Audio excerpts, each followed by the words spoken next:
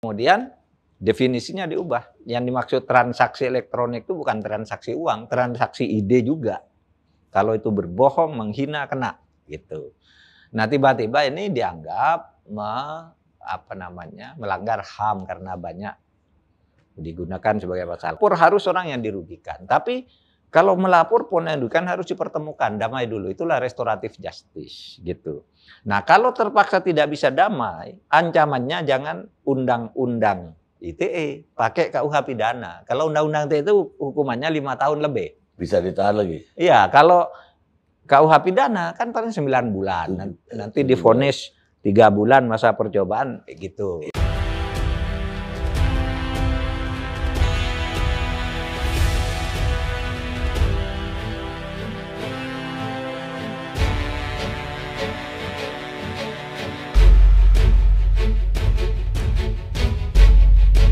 Mahfud MD menyebut kasus Habib Bahar terlalu remeh untuk diperkarakan. Menteri Koordinator Bidang Politik Hukum dan Keamanan Mahfud MD buka suara soal kasus Habib Bahar bin Sumit. Dia mengaku telah mengingatkan polisi untuk tidak main-main dengan kasus ini. Seperti diketahui, Habib Bahar bin Sumit kembali ditahan terkait kasus dugaan penyebaran berita bohong. Mahfud MD menyatakan dirinya tidak melakukan intervensi atas kasus hukum yang membelit Habib Bahar. Itu saya tidak intervensi ke dalam kasus itu, karena itu kan tuduhannya bukan hanya soal Pak Dudung, Jenderal Dudung Abdurrahman. Nanti kita dengarkan dulu, pokoknya dia sudah tersangka, ungkap Mahfud MD dikutip dari wawancara dalam video Karni Ilyas pada Rabu 5 Januari 2022. Mahfud MD mengatakan dirinya sudah menyampaikan kepada Polri agar tidak main-main dalam penegakan hukum. Pasalnya, apabila penegakan dilakukan main-main, misalnya kesalahan orang dicari-cari, rakyat nantinya akan tahu. Saya sudah katakan jangan main-main. Kalau orang salahnya dicari-cari, nanti rakyat akan tahu. Oleh sebab itu, dakwaan itu harus tegas. Apa yang didakwakan, kapan dilakukan, apa buktinya, siapa saksinya harus jelas. Mahfud MD menegaskan apabila proses hukum tidak profesional, nantinya justru akan menimbulkan kegaduhan di masyarakat. Mantan Ketua Mahkamah Konstitusi ini meyakini kasus Habib Bahar bukanlah terkait penghinaan kepada KSAD Jenderal Dudung Abdurrahman. Kan banyak sekali pasal-pasal yang dituduhkan. Saya kira bukan soal Pak Dudung. Kalau soal Pak Dudung mungkin terlalu remeh untuk diperkarakan karena Pak Dudungnya sendiri tidak apa-apa, tidak pernah mengadu, ungkap Mahfud MD 5 Januari 2022. Mahfud MD mengakui kasus Habib Bahar menimbulkan polemik di masyarakat. Karena itu, ia bakal mengawal agar Polri menjelaskan secara jelas kasus ini kepada masyarakat. Mahfud kembali menegaskan ia telah meminta kepada Polri dalam penegakan hukum. Apabila orang tidak bersalah, jangan sampai diproses hukum. Tetapi apabila bersalah, Mahfud MD meminta agar Polri tidak takut. Makanya kalau orang tidak salah, jangan. Tapi kalau salah, jangan takut. Kepada siapapun, kepada jenis makhluk apapun, ini untuk melindungi masyarakat. Diketahui Habib Bahar bin Sumit telah ditetapkan sebagai tersangka penyebaran berita bohong berkaitan dengan ceramahnya di Marga Asih, Jawa Barat pada 11 Desember 2021. Hal itu diungkap oleh Direktur Reserse Kriminal Khusus Polda Jabar, Kombes Pol Arif Rahman.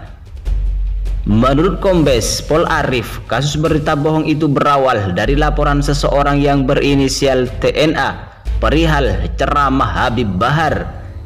Berkaitan dengan ceramah Habib Bahar yang mengandung berita bohong yang kemudian diupload oleh TR ke YouTube dan kemudian disebarkan sehingga viral. Itulah yang menjadi pokok perkara yang disidik Polda Jabar. ungkap Kombes Pol Arif Rahman pada Senin 3 Januari 2022. Kombes Pol Arif menerangkan, dalam memeriksa kasus ini, polisi telah memeriksa 33 saksi dan 19 ahli. Polisi juga telah menyita 12 barang bukti. Polda Jabar akhirnya menetapkan tersangka kepada Habib Bahar dan TR setelah dilakukannya pemeriksaan dan juga gelar perkara. Berdasarkan fakta hasil penyidikan, pemeriksaan hari ini dan gelar perkara hari ini, penyidik setidaknya telah mendapatkan 2 alat bukti yang sah sesuai pasal 184 KUHP, serta didukung barang bukti untuk menetapkan seseorang menjadi tersangka, telah dapat meningkatkan status BS dan TR menjadi tersangka. Setelah ditetapkan sebagai tersangka, Habib Bahar bin Somit langsung ditahan. Kombes Pol Arif mengatakan terdapat alasan subjektif dan objektif terkait penahanan ini. Alasan subjektifnya, polisi menganggap Habib Bahar dan TR dikhawatirkan mengulangi tindak pidana, melarikan diri dan menghilangkan barang bukti.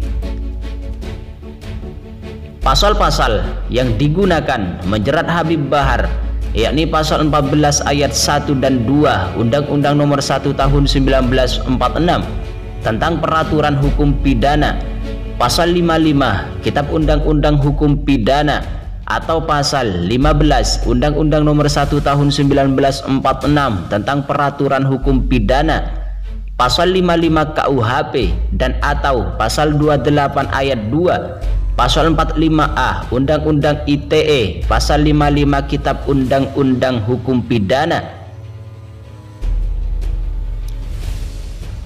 Menko Polhukam Mahfud MD belak-belakan soal Habib Bahar bin Somit yang ditetapkan tersangka usai menyampaikan kritik keras kepada KSAD Dudung Abdurrahman.